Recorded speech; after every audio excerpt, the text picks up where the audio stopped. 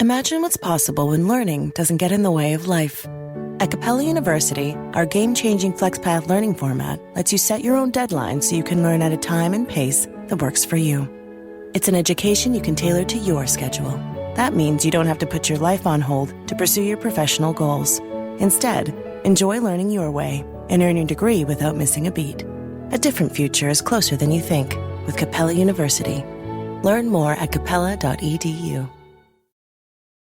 This episode is brought to you by Amazon. Sometimes the most painful part of getting sick is the getting better part. Waiting on hold for an appointment, sitting in crowded waiting rooms, standing in line at the pharmacy, that's painful. Amazon One Medical and Amazon Pharmacy remove those painful parts of getting better with things like 24/7 virtual visits and prescriptions delivered to your door. Thanks to Amazon Pharmacy and Amazon One Medical, healthcare just got less painful.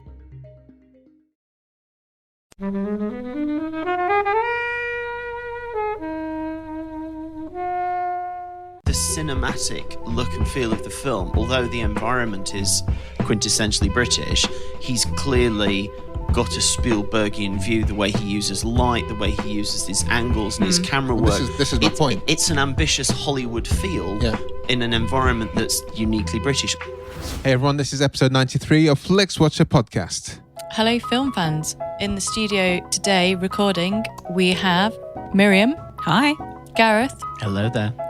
And as always, Kobi. Hello there. And we are reviewing Attack the Block. Well, I hope you enjoy the show, guys. Remember, please visit us online at flixwatcher.tv. Come to our Twitter account at flixwatcherpod, and please go to iTunes, subscribe and review. There will be spoilers and bad language. You have been warned. Hello and welcome to this episode of Flixwatcher podcast. Our guests today are Gareth and Miriam. If you would like to tell the listeners about how you know me and Kobi. Hi, so I know you guys because we're all part of the same film quiz, the Shabbos Rollers. Yep. And I think we've been one happy group for a couple of years now. Yeah, how long did it go for? Yeah. Where's our I was captain? a latecomer to the group, but not the latest though. No, there's a few more. We've taken on board a few more waifs and strays. Yeah.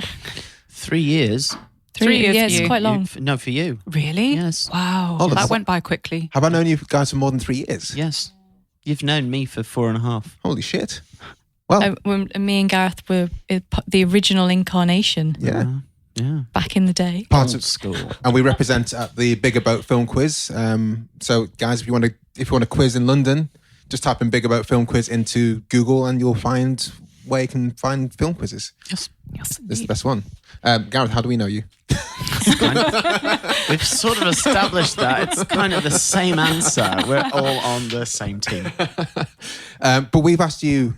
You guys are the last people to come on. Flixwatcher podcast. Save What have you the been Just doing? a busy Last. person. Just busy. I've got Just watching other all the things to do. films. Yes, that takes up quite a lot of time. Yeah. Otherwise, if I didn't watch them, I wouldn't be here today. And I suppose we're living in a golden age of TV, and so I'm probably less. Are we? Yes, we are. Yeah, definitely. You don't watch. Do you watch much TV? No. No. And when I say that, I mean the quality of the TV shows that we get, not only on streaming platforms like Netflix and Amazon Prime, but just the stuff that's coming over from the States, some of the homegrown stuff. HBO and There's just so much great content out there that I think the long form storytelling that those TV shows are doing is sometimes making films feel a little less relevant. amazing. Yeah. I feel that I have much less excitement about films generally than I used to when I was younger. You know, I still read Empire and Total Film every month and have done for, let's say, 20 plus years. But I'm not as excited about the films themselves as I am the stories around them, how they're made, who's making them, and so on. So, what's your guys' relationship to Netflix? I know, Gareth, you're unfortunately one of the biggest cinephiles we know, but you don't go to the cinema that much because I hate the experience of knobheads. going to the cinemas because Yeah. knobheads. Exactly, that's precisely it. Knobheads ruin it for It everyone. does really lower your tolerance after getting Netflix to have to listen to other people coughing and talking and looking at their phone in the cinema. I mean, I went to the cinema. Well, I probably go a couple of times a year. The big ticket movies I'll go see. And I remember, you know, we've just been talking about horror films and why I enjoy horror films. I hate watching horror films in the cinema because it seems to be the genre that initiates the most audience participation. I went to see Annabelle Creation, and half the people in the cinema felt that they could have a two-way dialogue with what was going on the screen, and it just killed any tension. It killed any fear. It was just so annoying. And I think, Netflix is great because that release window that we used to have to wait for, I mean, going back to the olden days where a film would come out of the cinema and then 12 months later it would be there for rental. Even before that, a film would come out in the States. Oh, yeah. And then you'd wait 6 months. Then it'd come out in the UK. Then you'd wait 12 months for a video release that was rental only. Yeah. And then after maybe another year, it was available for sell-through. What kind of bullshit was that? Well, I mean, that was their old business model, because people, people had no other access to the movie, so you had to wait until it was served up. Nowadays, I think with the illegal camera, I mean, I can't understand anybody who watches a camera recording. Do they still make those anymore? They do. People still make those, and they still distribute them via nefarious means, and people still watch them. I can't imagine wanting to do that, but the middle ground with something like Netflix is you can watch a film that's only been out for a few months in 4K with amazing surround sound on a screen upwards of 60 inches, which compared with the size of screen and how close you can get to it in most multiplexes, you're having just as good an experience sitting at home. I've got a big TV. I love to sit in front of it and watch a movie or a TV show, and then I don't have to deal with knobheads. What we can do is you can give us your address and we can just... I'll come round and talk through it and... Please do. Rustle your food about. Yes. Go on, eat that popcorn. Complain about the size of the measly little hot dogs. Yeah, all of that. Miriam, you chose Attack the Block, which is the film we're talking about today. Can you tell us what happened and in 2 minutes? 2 minutes. Tell us why... a lot happens in 2 minutes. Well, that's your task. Okay. Should you choose to accept it? I will accept it. And tell us why you chose it for us to watch. So, if I had to sum it up, it would be... you do have to sum it up. I do. That's what I'm trying to do. 2 minutes. Aliens land in a South London council estate, and a gang of local boys, about 5 boys in all, and a local nurse and various other ne'er-do-wells in the district have to find a way to defeat this enemy, which no one really believes is real. The police just get in the way. And most of the film is filmed around what was the Haygate estate in South London. And so you see a great deal of the tower block and the lifts and the corridors around it. And I would say it was very much about class and race in Britain, with a bit of added aliens. It's a strange sort of, obviously heavily influenced by E.T. and a number of films like Precinct 13. So the film takes you through various scenes in and off the estate. A local youth have a little bit of bants, and there's a local drug dealer, and run-ins with the police before wrapping up with a heroic ending, which I won't spoil yet. So why did you choose it for us? I saw it initially when it came out in 2011. In the cinema. I can't remember whether there was much talking. Probably was. Yeah. I really, really enjoyed it. And then I saw it was out on Netflix and wanted to see whether it would hold up to a second viewing. But this time I added extra teenager. I watched it with my 15-year-old daughter. Okay. To see what kind of perspective she would have in it, because the main protagonists in the film are around the same age. Sure. I thought it would be interesting to have her perspective. And what was her perspective? One of her very first comments was surprised that they managed to get the slang correct. Apart from, she said, they are doing it right, apart from one. But she wouldn't tell me which one it was. We couldn't work out who was kind of getting that slang wrong. She thought that was very realistic in terms of the gang and the sort of teenage interaction. She very quickly got quite fixated on one of the gang members, Alex Ismail. Okay, yeah. And said he was Peng. That's good. Is it good? Okay. Thanks. I was going to Wikipedia it or Urban Dictionary it. And then made me stop the film several times so she could go and look him up on her phone and see whether he was still Peng. And a week later, she still very disappointed that he grew up and is not quite the pretty boy that he was in the film. Has his pengness diminished? Very, very much so. No. But as her mother, I feel quite gratified that a 25-year-old holds no appeal to her. I can imagine your relief. Yeah. Gareth, what are your thoughts overarching on Attack the Block? I really liked it. I mean, as we've just established, I did not see it at the cinema, but I did see it the week it came out on home viewing.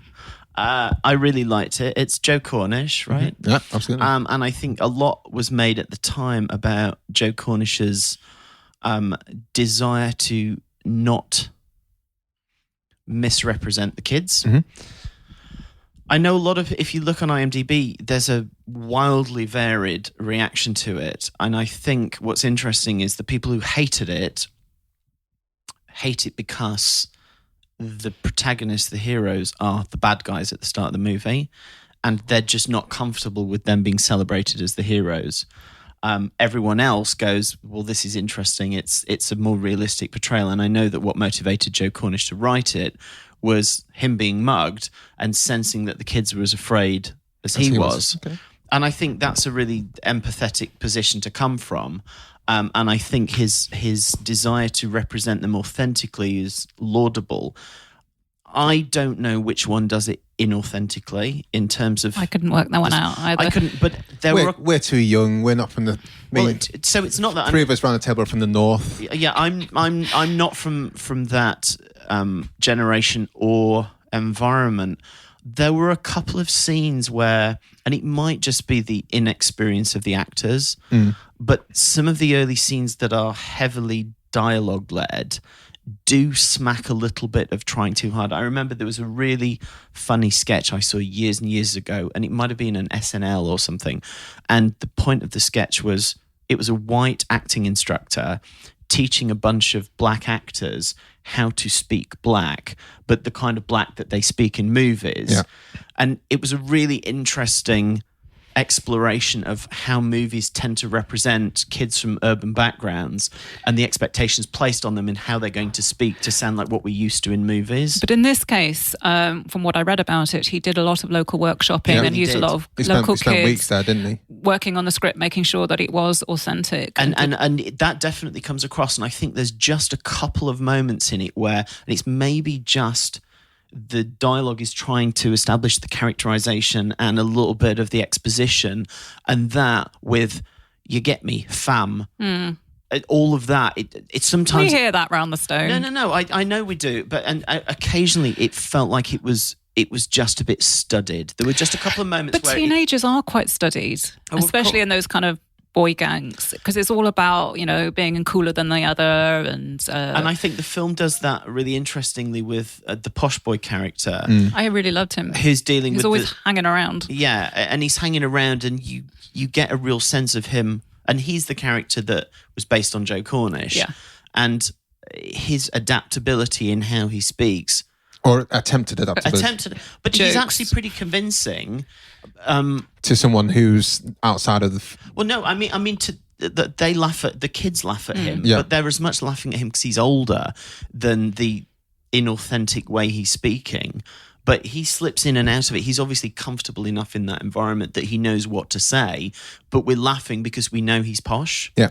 The only character that seems a little bit inauthentic was Sam, the nurse, who was mugged. Mugged at the beginning. And I've been trying to think about why I felt that. Was that she has a slightly posh accent? Yeah, she's a nurse and she's living in the tower block, and she's obviously the foil to the boys, and has a difficult relationship with them. I don't know whether her accent is just a little bit too unlikely to be living there.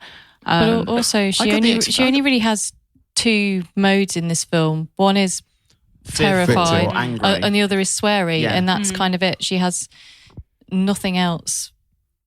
I believed in the terror. But the mugging scene is actually quite harrowing. I don't like, and it took me a long time to get past that to feel comfortable. I could, the comments on IMDb where I hadn't read the comments on IMDb, but it's surprising me that that's what's taken about the film. I think that's one thing that actually makes it kind of interesting, because you see films, and it did this at the start when the first alien comes down. They mug someone who's defenseless. They're a gang. They're younger, but they can They're carrying knives. Yeah, carrying it's knives. A scary situation. 2, they kill the dog. They kill the dog, they kill the animal, which sets them in any kind of movie trope as these are the bad guys. But then the fact you're supposed to be on their side all the way through is a weird kind of juxtaposition in the film. I don't even get the sense that you're supposed to be on their side all the way through. I think the film takes you on the same journey that she goes through, which is you see them as the threat. The moment you see them, you know they're bad news. You don't want to like them, but the narrative follows them instead of her from the mugging onwards. And it forces you to go, okay, I'm going to go with this, with some people that I don't like. I don't like how they're talking. I don't like what they're talking about. I don't like what they've just done. But the film clearly has chosen to follow them as the protagonists. So let's see where it goes. And that's an interesting narrative choice, but it's not a comfortable one. Yeah. So people are berating it because of their lack of comfort from a standard narrative. Yeah. H, what were your thoughts? So I've got quite mixed feelings about this film. I remember watching it probably when it came out a bit after it. So I didn't see it at the cinema. Watched it and was a bit disappointed that I didn't like it as much as I probably should have done, given it was Joe Cornish. I mean, as a film, technically for a first film, it's amazing. He's got a great story, start, middle, ending. It's directed really well. The use of sound, use of different video techniques, fantastic. As we've already mentioned, anyone who's lived in South London will know, these are the kids that live there. Great casting. Watching it the second time round, someone who has lived in South London and just round the corner from where they live, 2 teenagers have been stabbed to death in the past 12 months. I kind of felt a little bit uncomfortable with the opening scenes, and it was just a little bit like, yeah, I get the story, and also thinking back and sort of reading all the reviews, people go on how it's this great kind of comedy film. There's not actually that much humour in it. There's maybe 1 or 2 moments, but the tone at the start for me this time was just a bit, that's a bit close for me. And I don't know, it's a film where it looks great and it kind of does have these like amazing moments, like when there's all the aliens in the background, they come through a window and attack him, and there's some great kind of funny gore bits and a nice sort of nod to Aliens and E.T., etc. It's a film where there's not really any heart, or you don't really, I never felt anything for any of the characters. I didn't really care which ones got picked off or which ones survived, and Jodie Whittaker's character has got nothing about her. You don't really feel like, well, what's her story? Her story is she gets mugged and then she gets caught up, and then she doesn't really kind of save the day or anything like that. She's just kind of there she's part of the story. She does kind of help because she doesn't have the pheromones on her, so she's the one that sets the gas going, I guess. But that could have easily been one of the other gang members. Well, they all got caught. They all beat up the animal, didn't they? They all beat up the aliens. They all had the pheromones on them. She seems to be most used at the end as the witness to the story of what actually happened, and as the white conduit to talk to the police and try and get justice for the boys. That seems to be her major aim, and doing a little bit of nursing badly in the middle of the film with the mauled leg. But otherwise, I'd agree her role is fairly limited. I think as far as the boys are concerned, they work really well as a gang together. The comedy is in their script and their dialogue. But each boy is not that differentiated from each other. At least 3 of them could have pretty much been the same. Obviously, John Boyega is the lead of the gang, and I totally believed in him as a sort of leader of men. Not everyone would follow, but he was so dour through the whole thing. He made no jokes, and I couldn't quite feel the charisma of why he was the one. Well, he had potentially the fewest lines in the film. He seems so sad all the way through. But I think it's maybe the strong silent type. Definitely the hero was going on. Whereas the other guys around him were like, you had the kid who didn't want to wear his glasses. You couldn't even see the monster. And then you got Alex Ishmael, the kid who got stuck in the bins. And then you have those little 2 kids. I can't remember what their names were. Mayhem. Props and Mayhem. So I think there was a fair bit of comedy around there. I think Alex was the white boy, I think. Yeah. With the there are moments of comedy, but there's not that many. Would you say more moments of levity? I wouldn't say it's a comedy film. No, and there isn't. There's the scene where after they've killed the first alien and they talk to the girls outside the shop, some of the interaction, you're laughing at them, not with them. And then it's not really until you get... And to be honest, the weak spot in the film for me was Nick Frost. Because the moment Nick Frost arrives, you have a certain expectation of what he's going to be doing, and he does exactly what you expect him to do. And so I found him a real weak point in it. And then the scene where the guys end up in her flat again, and there's a lovely moment where the kid in the glasses, who was the real standout for me in this film... Although I don't know the character's name because... Jerome? Yeah, I watched the film again at the weekend and I came out of it and I'm like, I know Moses' name and that's it because it's the one that gets said a lot. Yeah. But the kid, because they're constantly talking about how much time they've got left on their... credit on their phone. Their credit on their phone, which dates the film enormously as well.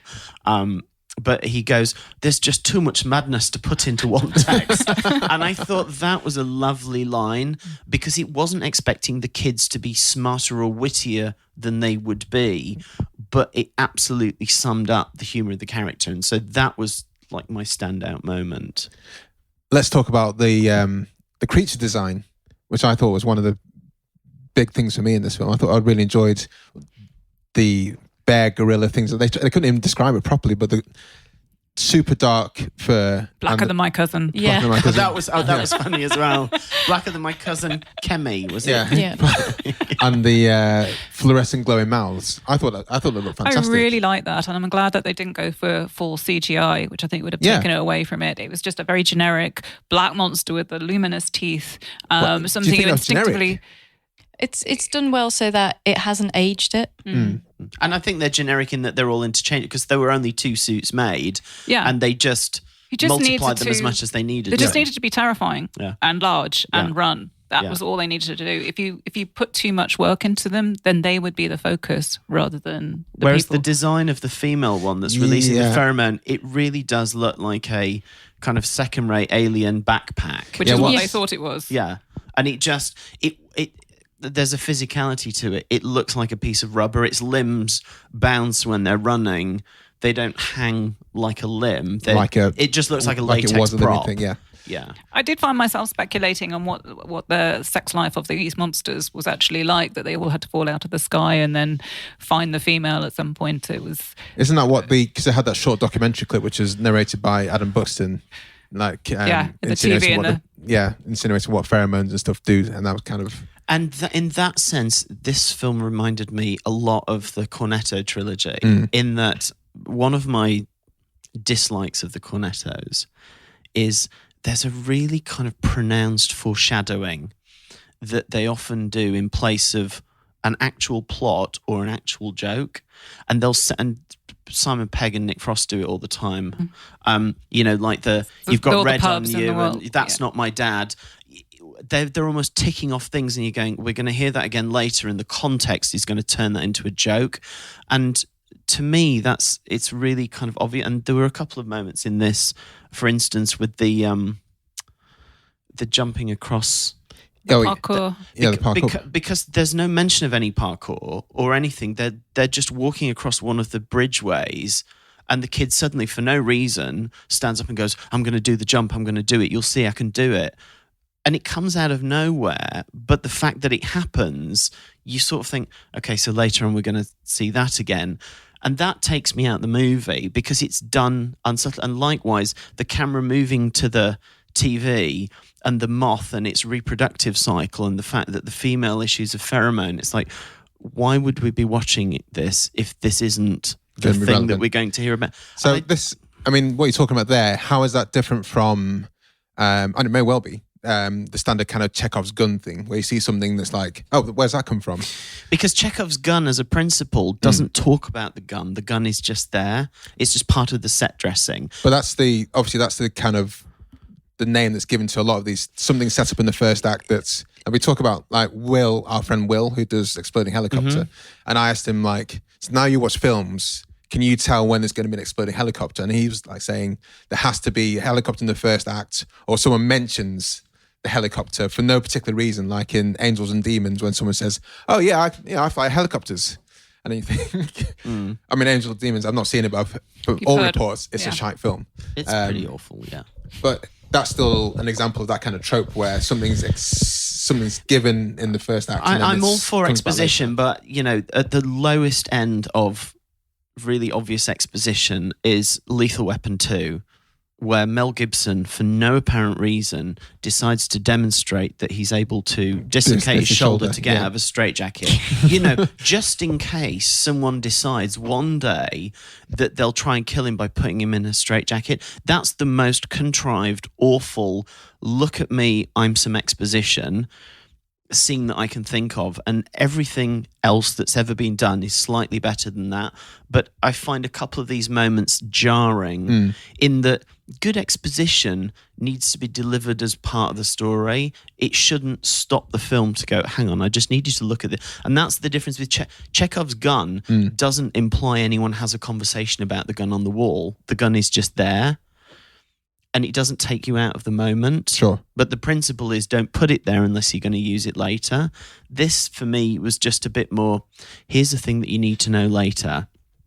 And I didn't even notice any of that. It was fast-paced enough that even the pheromone piece at the end, it was only when the film ended, I was like, oh, that's how it all sort of got explained. And the parkour thing seemed entirely natural within the context. Yeah, of I mean, the film. I think I completely get what you're saying, but I can imagine those kids, they've walked past there many times, and he's like, mate, maybe this can is you do something that? Can you do that, bruv? And then he goes, yeah, I can do it. And then, of course you can. Chickens out every time. Yeah. And then, nah, bruv. yeah.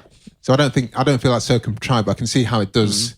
I'm sure the first time I saw the film and the second time, because I can't really remember it, I did think, yeah, there will be. You'll do that later because you'll need to, because it'll be aliens. It doesn't derail the whole movie. It's just one of those things where, for some reason, it's something that I see quite a lot in British genre films. Yeah. Is they want to try and make them feel as well constructed as possible, and sometimes they show their hand a little bit. That's all. And how does this compare for you guys as a British film? I'm not sure it could have been made anywhere else. Oh, it couldn't be. I guess it couldn't be made anywhere. Well, it could have been other places. But I think when people typically say British film, you think Kes, or you think like Richard Curtis. And I think this is class. It's always about class. And that Explain. She means class. No, I'm sorry. Yeah. Don't play with those A's. I know what you mean. It's normally Hugh Grant toffing about. Or even For a Kes, bit. or almost any British film ends up being an exposition about class. And I don't think this film would have worked without it, because you get that, the obviously interaction with the boys and the nurse who gets mugged, and then the posh, druggie. It does feel as if that is the main point of the film, is to take these kids who would have been considered, terrible monsters. They are the monsters. And turn them into heroes, and you would never consider them to be heroes in any other genre. And although obviously Aliens is more a universal theme, and sort of that urban environment is one, but this feels very specifically British, because everyone is so specific within their own class, and that's what it's very authentic. As someone who lives in that area. Interesting enough that Haygate doesn't exist anymore. They knocked that down. Other than if you know kind of the local, that oval is not very close to Elephant and Castle. No. But I mean, all of the locations work together, and those kids are from that area, and it does feel authentic in that way, if for me a little bit too authentic. But do you not think, I think for me, the same story could be dropped into like Hell's Kitchen in New York, for example, and based around a group of kids. I mean, the way they handle the aliens is a little bit naff. And also the way it's filmed, because again, British film tends to be a bit dour or... But Joe Cornish, he's studied at the altar of Spielberg. Exactly. The cinematic look and feel of the film, although the environment is quintessentially British, he's clearly got a Spielbergian view, the way he uses light, the way he uses his angles and his camera work. This is my point. It's an ambitious Hollywood feel Yeah. in an environment that's uniquely British. Although, funnily enough, I was trying to think of another example that would use a similar sort of environment, but in the US. And the best one I can think of is Candyman, which is set in the Cabrini Green housing projects in Chicago. And what's interesting about Candyman is it's an American genre movie made by a British writer-director based on a British writer's story that was set in Liverpool. So these kinds of stories can be transposed because they still end up being about race and class, but you have to transpose to a kind of similar sort of environment in order to maintain the authenticity. I think in the US it would be a story about race, and here it's class and race. And there'd be more guns as well. Basically, everyone would just have a gun, and they wouldn't have all of the inventive kind of ways of trying to deal with the aliens. I think it's probably taken away from my kind of point is how it's shot and how it looks as a film. If someone showed me one shot from this, I mean, there's a few images we have on here. If someone said, "Where do you think this film was made?" I wouldn't say the UK. Is my thoughts. I don't know. Even with that woolly hoodies hat and the bobble hats, kind of. That does place it. Because at the heart, they are kind of, for all of the bravado they put on, deep down, they are just kind of nerdy little kids. Yeah, there is that little bit that comes through from that. They are kids that. They live with their grands and things like that, or don't live with anyone. Well, anyone. I think it just feels very English, and the humour is quite English as well. I mean, one example similar to Gareth is like High Fidelity. There was uproar when it was transposed from North London, where Nick Hornby does all his books, through to, was it Chicago? I was going to Chicago when we transposed English films. But then I was like, High Fidelity is probably my favourite book. And when I was like equally uproarious, but when I saw it, I was like, well, it's the same story. It's different people. Yeah. The situation is in Chicago, but they're the same people having the same lives. It did feel quite American. I love that film as well. And I never read the book, so I don't know how British the book was. It was set in Muswell Hill. Right, so very British. Or Highbury, well, that kind of area. But it did feel as if it was very much in an American milieu, and that I actually would struggle to work out how they would do it in the UK. I mean, you would know better having read the book. But the whole, the way that the social groups worked and the dickishness of the sort of the boyfriends, they felt quite American. I mean, you can do that. You can transpose. I mean, The Office is the classic one, which when it was originally made, you just couldn't think how it could be possibly transferred to American. To the States, yeah. And when they tried to do it too close to the British style, that's when it was actually faltering. It had to go its own way, and now it's totally American, but it's still true to the same story. I just recently rewatched The Girl on the Train as well, which again was a British thriller. Yeah, transposed. Best-selling paperback. Moved to the States, although with an English lead actress who, Emily Blunt, kept her English accent in it. And there's actually a few other Brits in the cast as well, but it's set in the US, and actually it translates perfectly well. I think the only thing where it feels like there's an Americanness to it is in the treatment of alcoholism, because in the US that the drinking culture is much easier to disguise.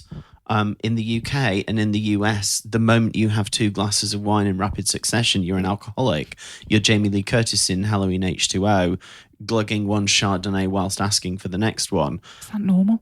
Well, no, that's what I mean is she has 2 glasses of wine, which to me is just an evening in, and it's seen as like it's a cry for help.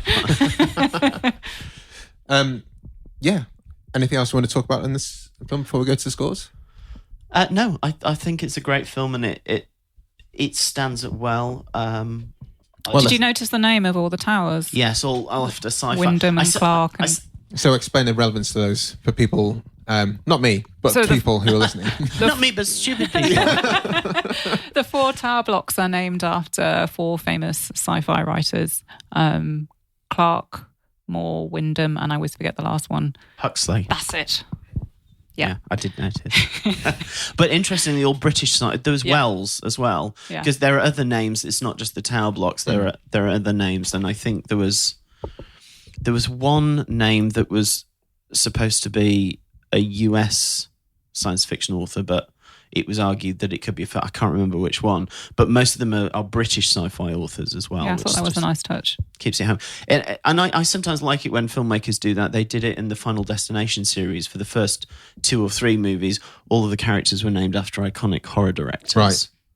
But when someone's suddenly called Hitchcock or Luton, it's suddenly too obvious. It's a bit conspicuous. I did notice the Wyndham straight away though. I was like, oh yeah. I think if I made films or wrote a story, I would inject the things that spurred me into it. Yeah, absolutely. Right, let's head to the scores. So We're so done with New Year, New You. This year, it's more you on Bumble. More of you shamelessly sending playlists, especially that one filled with show tunes. More of you finding Geminis because you know you always like them. More of you dating with intention because you know what you want. And you know what? We love that for you. Someone else will too.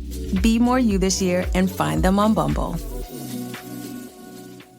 welcome to this spreadsheet of dreams. All of our scores. That's a contradiction, Helen. Maybe Spreadsheets are nightmares. I bet people who dreams love I these love bad boys. spreadsheets. I They're love a all good spreadsheet. monsters. You're a historian though, aren't you? Yeah, like I'm versatile. Okay. Biting lip. Back to our glorious spreadsheet. It's a thing of beauty, Gareth. Okay. Our scores are out of 5. You can have decimal places. You can have 0, but no lower than a 0. And we will start with you, Miriam, with the recommendability as you picked it. I would give it a 4.5 because I would love to recommend it to as many people as possible, but maybe some old people wouldn't like it. Gareth.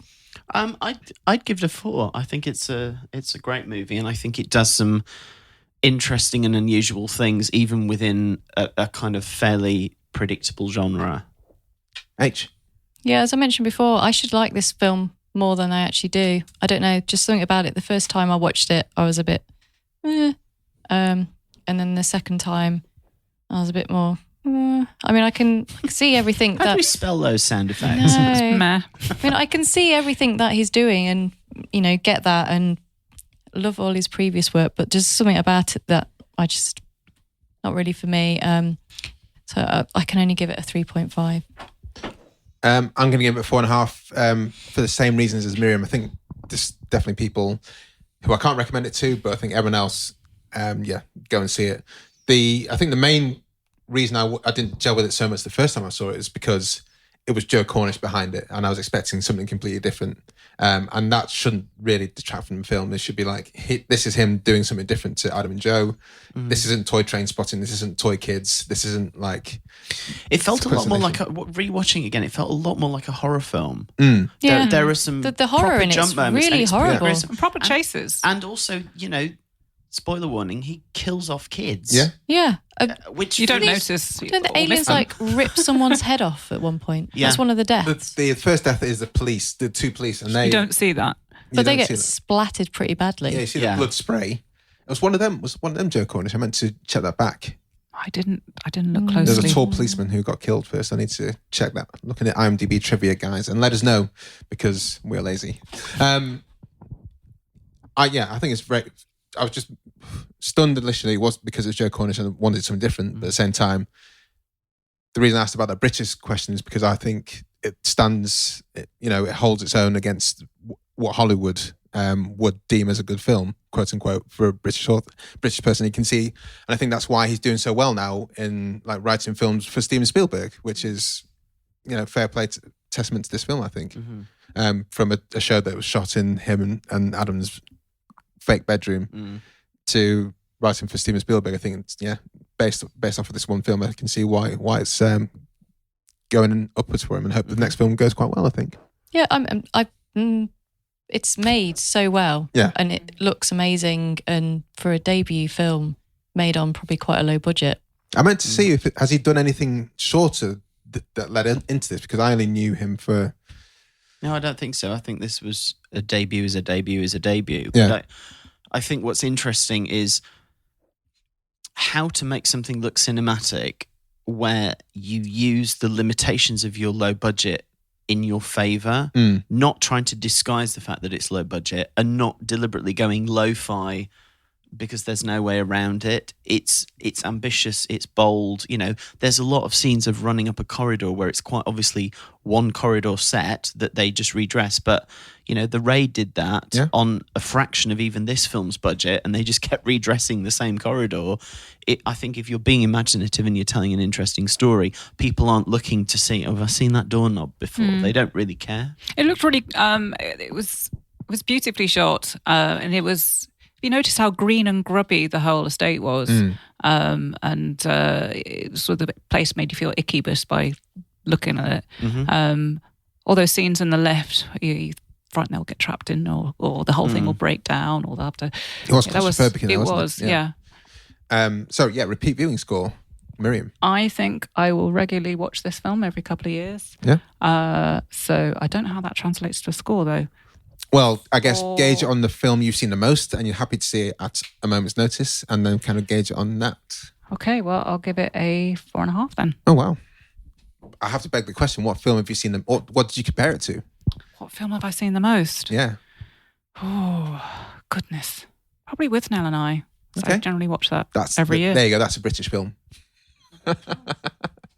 Gareth? I'd give it a 3.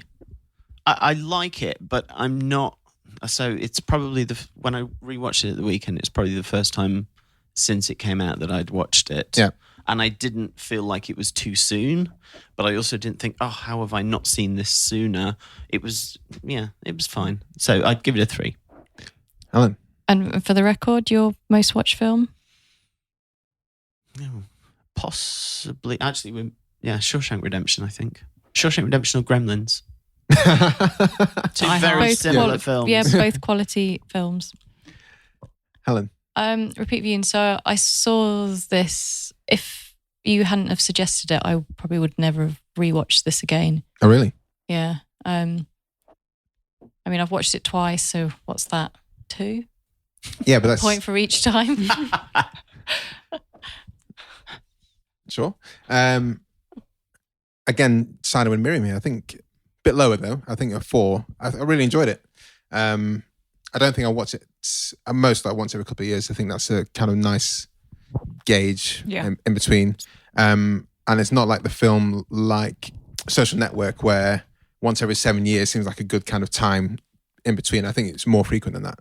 And it's one of those as well. I think you can just drop in and watch a bit of it and then skip off and do something else. So no? I was going to say, one thing I did notice is that it's aged pretty well. It was made in 2011. Yeah, Ross couldn't believe the slang hadn't changed from 2011, which is a very long time ago. All the state of estates in London either. They all look pretty that shit. So the thing that dated it was not necessarily mobile phones, but things like but the thing is, kids still do have credit. They're not a lot of kids get contracts. No. Most kids do have actually credit, and they do send texts. But less with the clacky keys. Funnily enough, phones are the easiest way of dating a movie now. You can tell anything that's pre-2011 because no one has iPhones. After 2011, it's iPhones. It might not have helped because they would be out of battery even quicker. Well, that's true, yeah, depending on how much content they were streaming. Yeah. But yeah, credit, not dating it, maybe tappy. Small screen score, guys. Miriam? I'm going to give this a lower score because when I saw it originally, it does translate particularly well to the large screen. It's huge shots of the high rise and the block itself. If you make it smaller, you lose quite a lot of that atmosphere. So I'm going to give it a 3.5. It still looks really good, but it sort of loses some of that grandeur in the transfer. Gareth? Yeah, I'll give it a 3.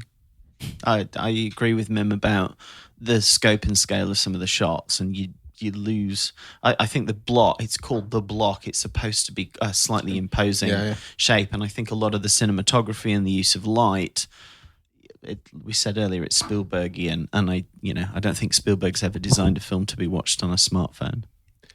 Helen? I'm also going to go for 3 because I've only ever seen it on kind of TV home viewing. Okay. And wonder whether, had I seen it first at the cinema, I might have had more engagement with it.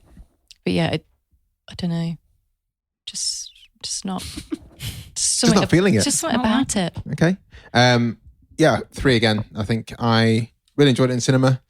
And I think the creature design looks really good up close. And I think some maybe just detrimental to some people's TV, the black of the creatures against the dark sky, against the darkness, might lose a bit of the edge if you got a crap screen. So I think it's worth seeing on as good a quality screen as possible and as big you a need to screen see as possible. the fluff.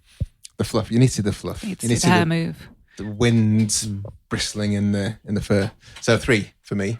Engagement score, Miriam. I'm going to give it a 5 because once I started it, apart from my daughter making me stop to check out the actors afterwards, I loved watching it all the way through, and I was very heavily engaged the whole time. And I think every time I go back and watch it, I have the same level of engagement. So nice. Works for me. Gareth? I'll probably say 3.5. I think. Where were you waning? Where were you? I think it was that point I made earlier about sometimes in order to be super authentic, you almost show your hand and become inauthentic because it seems a little studied. Mm-hmm. And there were just a couple of moments, particularly in the early scenes, where I felt like we were conspicuously being shown this is how kids really talk. And it felt almost anthropological in its approach in depicting these kids, and we don't normally see how they speak. And it just took me out of it a little bit to start with. I think once you see that the kids aren't, the bullying, mugging monsters that you're supposed to think they are right at the start, you warm to it a lot, and it manages to keep you with the kids. And actually, I was quite sad and shocked that the kids died. Oh yeah, I really wasn't expecting that, and the fact that it made me care means I'm quite engaged with it. Do you feel that the kids, they were a victim of circumstance, and they felt that they have to almost act up and be the mug and stuff? Because when we haven't talked about the drug dealer, main kind of drug dealer, but he gives Moses a package, and he's supposed to sell all the white stuff, and all the kids seem really happy about it. But at the same time, there's that kind of sadness about that's the path you're on now. Yeah, that's the path you're on now. Yeah. And it seems like they're on the path because that's all life's been given to them. And maybe that's where the sympathy comes from the film, is not that they want to be the bad guys. It's because this is their life that's just landed in front of them and they have to deal with it. That's definitely part of it. I think the other thing and something that smacks of authenticity actually is quite early on when they're all racing back to the block. They're all talking like Goonies. They're all going, oh, we're having an adventure. And they use the word adventure. Yeah. And it's, I think, before they realise the gravity of the situation and just how bad it's going to be. And there's a naivety and an innocence and an excitement about them being caught up in something that's bigger than their mundane reality. And I find that quite becoming as well. Helen, engagement score. Due to some unfortunate diary management, I had to watch this in 3 separate sittings on my phone. Sorry about that.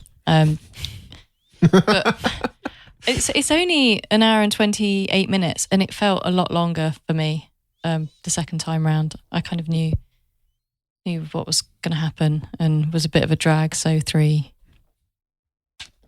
I'm going to give it a 4.1. Had no idea. What's the 0.1 for? Just because I just remember thinking I had no idea where this is going to go. I didn't find it predictable. I didn't find it like. Initially, it was like, these are bad guys. Why are we following them? Oh, we are following them. Okay, well, let's stick with them. And they split apart and they get together. And then I just thought it was a really cool, kind of endearing story. And again, I think the creature thing just really, really got me. I think that's something that you don't see enough of in films. And when you see it just done really well, I just thought, apart from the female one, the female one did look like a disused floppy Muppet. latex. Yeah, but that's kind of funny. Yeah, but at the same time, it's like he's running. That's a rubber latex thing he's running down the corridor with, followed by things that did look like they had heft and weight and did look vicious. That's what I thought. And it was an interesting ending as well. Just thinking about it looked like a deflated thing from Labyrinth. Sorry. Just thinking about the heroic ending, that felt very British because it wasn't full of. It wasn't a completely happy ending at all. I mean, the main character's dragged off into the police van as he's going to be blamed for the whole situation. Whereas I think if it had been an American film, he would have been the conquering hero, and everyone, he would have been on people's shoulders, and that kind of bittersweet, ambiguous ending did feel particularly British. Like, we're not allowed to have really happy endings. It was going to have a bit of a fly in the ointment. That's the British feels. Well, that ending says a little bit like, oh, we might make a sequel if this one does well. Mm-hmm. Never did, though. No? Well, he's talked about it a lot, hasn't he? Has he? I've never heard Yeah. him. I think maybe Tintin got away. Tintin does that. Bloody dog. So that gives us an overall score of 3.63. Pretty good. Yeah, pretty good. I thought it was going to be a bit high going into this, but there you go. That's how the scoring system goes. So we do go to the Twitter, and as always, we put a shout out saying which film we're going to review. In this case, we're reviewing Attack the Block with My Mimsicle and Gadimolo. Is that how you prefer to say it? It is, yeah. Okay. Give us a 5-star rating, short review, and retweet because we, want as many people to see it. We had quite a few responses. Gareth, do you want to take the first one? So this is Amanda's Pick Show a Go-Go saying 4 stars. I'm so happy I got to see this one in cinemas. A fun and funny sci-fi action flick that proves you don't have to have a giant budget to make a good sci-fi film. I think we've seen quite a few sci-fi films which have worked on a limited budget, or at least not showy. Ex Machina. Yeah, I think people Get have Out. worked out that actually spending all your money on CGI makes it look dated very quickly, and actually you can do a lot more just with good camera work and you can spend story. you can spend A good $100 million making a movie like Passengers. It failed to have a plot. Yeah, please don't. Or you can spend $12 million and make this. Yeah. Mimsicle. Do you want to say it?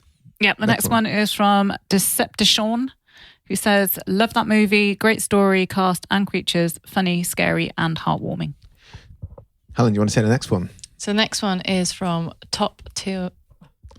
We even know who he God is. help you. If you can't say the handle, you're really going to struggle with the alliteration in the tweet. This is me squinting at the screen as well. From our good friend and Captain Ben, top film tip.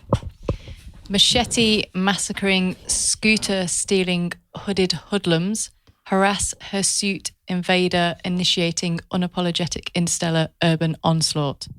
Star making if socio-politically uncomfortable. Sociopolitically. Oh yeah, sorry. My bad, Ben. I'll get to the end. Star making if sociopolitically uncomfortable sci-fi fun. And then he's giving it 4 blades and 5 ice shoes. So is that 4 and a 4? 4 knives out of 5. 4 out of 5 Yeah. ice boot Skates. things, ice skates. Really That's what struggling. they called them. Yes. Which is Ice a nice boots. nod to the ice skates there. Yeah. Gareth, do you want to finish on the last one? So this is Vincent van Doe. 4 out of 5, fantastic film, great visuals and surprisingly funny. One of the best horror movies in the past decade. Oh, that's a big They went to claim. horror rather than sci-fi. I think it's got a few elements in there. One thing that Top Film Tips says is star making. This is the first time we saw John Boyega, and there was a bit of a John gap. Boyega desert before Force Awakens, and also I think Jodie Whittaker had been a fairly jobbing actor, but she's come to the most prominence in the last year with Journeyman, with Paddy Considine, and also being the next Doctor. Mm-hmm. Those were probably the 2 most standout people from the film. Do you think anyone? I thought it was going to be Alex Esmail. Really? With the hat. With a hat. Because he had an awful lot of dialogue and it was very funny. And, my daughter fancied him. But he didn't seem to have done much since except smoke weed, which is fair enough as a career choice. Is it? Well, no. Oh, okay, guys. Well, thank you very much for coming on the show. Do you want to give us, our fans, the guy that listens to us, Jasper, tell him where we can find you online? I'm at Gadimolo, that's GDIMELOW. And I'm at My Mimsicle, that's MYMIMSICLE. Cool. Thank you very much, guys. Thanks for coming on. Thanks for having us. Thank you. Bye. Bye. Thanks for listening. You can find all of the episodes on our website, flixwatcher.tv. Want to give us your 5-star review? Follow us at FlixWatcherPod on Twitter. Big shout out to our editor, Brendan Russell, for all his awesome editing skills. And thanks as always to the mighty people for their tunes.